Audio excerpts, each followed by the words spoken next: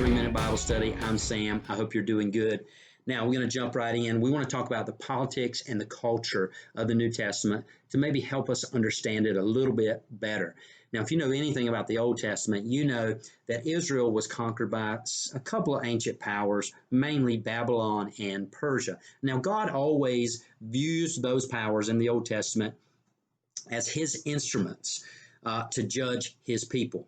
Now, what we may not be as familiar with biblically, maybe you are aware of this from your high school studies or something like that, is what happened in the 400 years between the Old and the New Testament.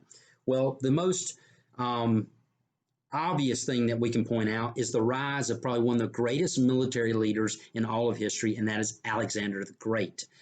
He would take his army, which was very fast and very furious, and he would conquer everything from Greece to India. Now, he did not just conquer with military might, but he also conquered culturally. He would set up cities, usually named Alexandria, and they would become centers of Greek culture that would eventually spread throughout those regions. So Greek became a very common language. In addition to that, Alexander would die at an early age in his 30s. His kingdom would be split up, and eventually the region we know of as Israel or Palestine, that region would be conquered and taken control by a man named Antiochus. Now, this guy was ruthless, and he sought to rub his rule in the face of the Jews. So he went into the temple, he set up an altar to Zeus, and he sacrificed a pig there. Now, if you know anything about the Jewish religion, one of the things that you will know is to sacrifice a pig is the height of heresy and blasphemy.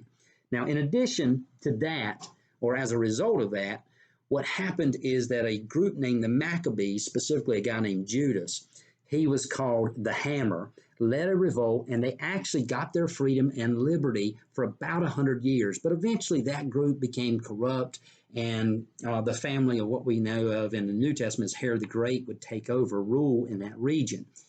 And gradually Rome would become a prominent force as well.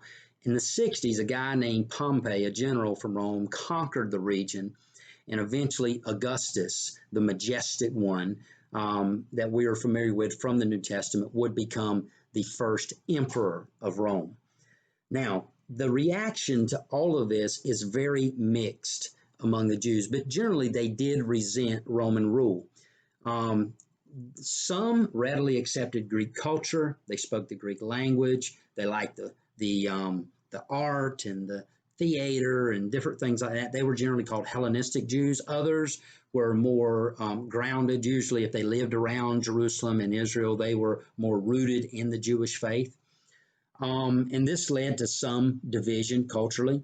Now, the resentment they felt towards Rome led to the rise of groups known as the Zealots, who sought to spark a rebellion in order to entice maybe Messiah to go ahead and come back and rid them of Roman rule.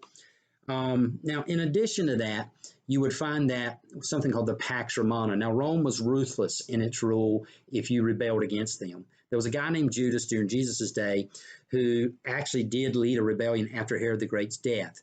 Rome would come down and swiftly put an end to that. They crucified Judas and many of his followers, hundreds, maybe thousands of people along the roads of Palestine. And the Jews would see this, and they knew you didn't mess with Rome. So this is the world that they live in. And you will see how God would use not just Babylon and Persia of the Old Testament, but Greece and Rome in the New Testament to fulfill his purposes. The Greek language would be what the New Testament is written in, which is perfect for writing this kind of material. And the Roman roads would become avenues through which the gospel would flow.